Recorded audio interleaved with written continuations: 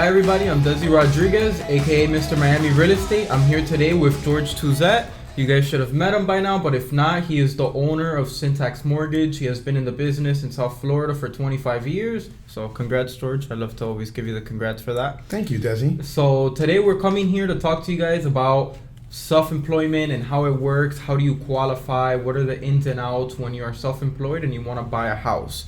So let's get right into it. I mean, I just gotta ask, who is considered self-employed when you're applying for a mortgage?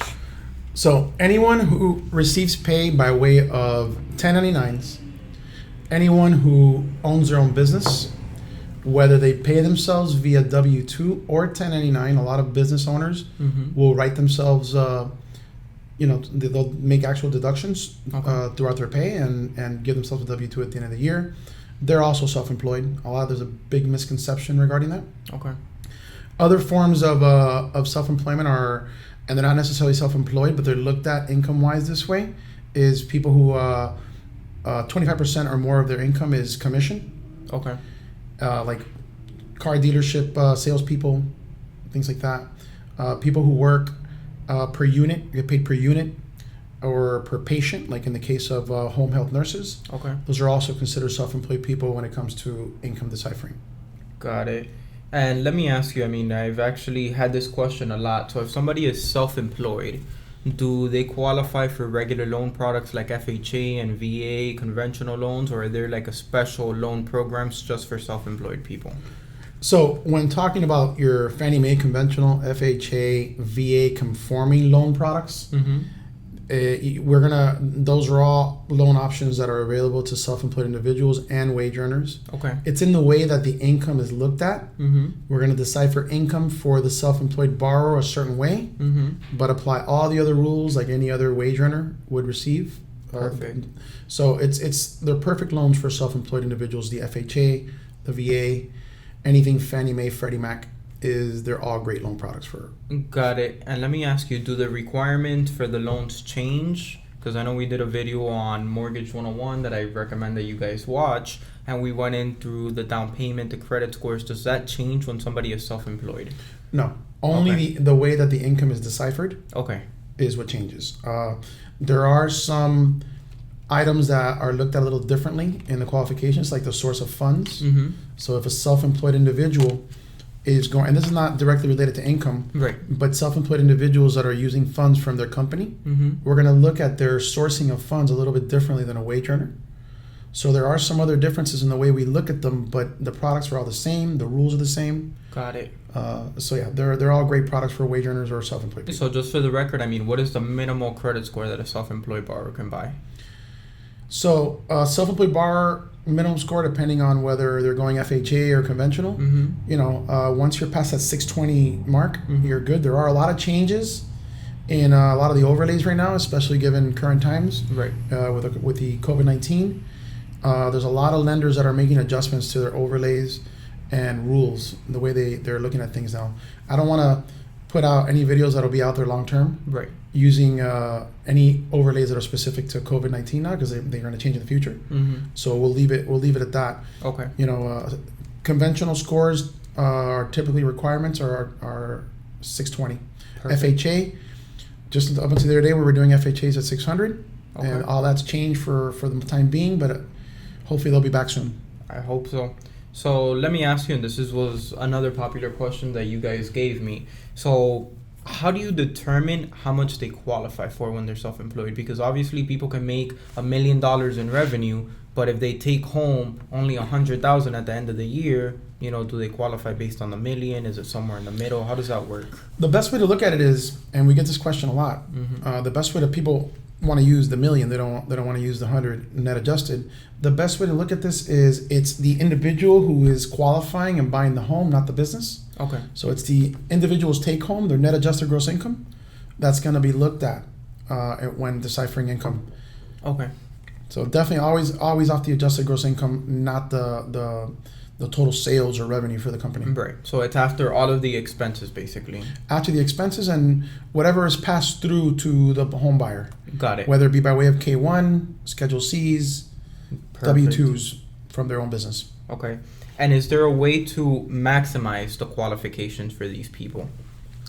So the more obvious way of maximizing self-employment income is obviously to make as little deductions on your personal tax returns, whether it be your Schedule C. Okay. Typically, that's where you see the deductions. Okay. So you make what you make. You can't change that, but there are ways that your accountant can help you file your taxes so that your qualifications are maximized. One real big one for self-employed individuals, and for those who have depreciating machinery, in the case of truck drivers, owner-operators, depreciation is one of those things that could be added back, for the most part, to the consumer's income. Okay. So self-employed individuals should pay close attention to their next tax filings and look for, your loan professional will know to look for it, but it's good that they know that machinery is one of those expenses that'll help you on your taxes, machinery depreciation, and you can add it back to your income and use it to qualify. Perfect. And let me ask you, because this is another one that we kept getting to. So when you're self-employed, does the 2 year of taxes rule still apply? When you're self-employed, we need to average, and again, whether it be individuals who work per unit, like home health nurses, people who make more than 25% of their income is commission, business owners, 1099 employees, we have to get their income and average it for 2 years. There is compensating factors that we can sometimes use, and the systems like DU, Fannie Mae's DU, and Freddie Mac's LP, automated underwriting systems, will give us 1 year approvals, so we can ignore one of the years. Perfect. So that does happen. It's not a written rule that you need 2 years. It is a written rule, but sometimes the system will override. Allow us to do 1 year. Got it. And is there any products that allow you to completely just not look at the taxes, like overlook them altogether? So there is alternate lending. There are what's called the Fannie Mae fallout products. Self-employed individuals that don't report their income on their tax returns. There are things like the bank statement programs. It's stated as such. Those programs are available. Again, given COVID-19 and the current situation, a lot of these programs have been put on pause. A lot of banks are actually not lending on these programs right now. But I don't want to put anything out there that's going to go on long term. I feel that these will be back one day. Those programs do exist. They still do exist right now. There's a few lenders who still do it, and they're going to basically use your bank statement or bank deposit averages, whether it be personal or business, to decipher income. There's also stated programs. These programs require more down payment. Typically, the terms are higher. Rates are higher. Terms are worsening. It's one of those things where it's not a conforming loan, but they are out there. Which was actually my next question, if there was any downsides to using alternative products. So definitely, terms will worsen, rates will be higher. Perfect. Just because it's a more risky loan.